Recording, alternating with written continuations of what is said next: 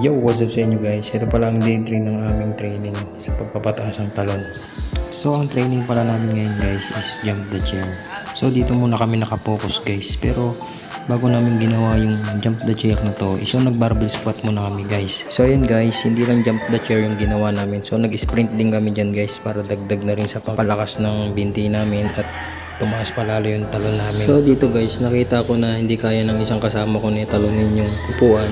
Ang ginawa ko guys is pinag-practice ko muna siya sa isang upuan dun sa gilid para kahit papano pag isinalang ko siya dun sa may 2 o 3 upuan is kakayanin niya na yung talon at hindi sabit yung paa niya sa may chair at iwas aksidente guys. So ilan nga bang reps at set ang ginagawa namin sa training na to? Sa reps guys is 10 to 15 or depende sa inyo kung ilan yung kaya nyo. Pero ang sa akin na suggest ko lang is huwag nyong biglain. Sa set naman guys is 3 set lang yung ginagawa namin.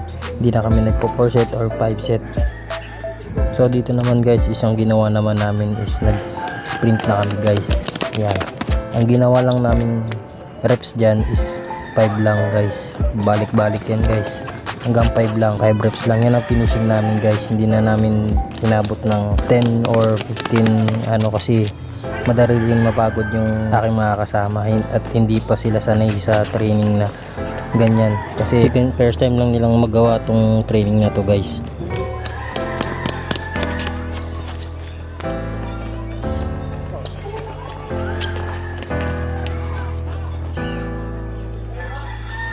So yan guys, dito na namin tatapusin ang aming video. Kung nagustuhan nyo ang aming video, please like, comment, and share. And click the notification bell para updated kayo lagi sa mga bago pang video i-upload namin about sa pagpapataas ng talon. See you in next vlog mga ka-sports. Na? Ikaw? Hay pa? Diba, labas yung pawis natin.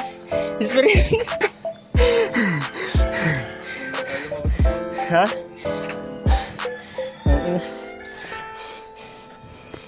Labas yung pawis namin.